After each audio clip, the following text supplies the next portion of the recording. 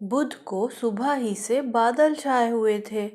جب Bablu school bus سے اترا تو بارش ہونے لگی۔ ببلو، اس کا بستہ اور بلہ بارش میں بھیگ گیا۔ ببلو نے دیکھا کہ باغ میں بکری، بندر، بطخ اور بلی بھی بارش میں بھیگ گئے تھے۔ ببلو ان سب کو اپنے گھر لے آیا۔ بطخ اور بلی کو اپنے گھر میں دیکھ کر بابر نے خوشی سے باجا بجایا۔ بطخ نے کویک کویک کر کے بلی کو سلایا۔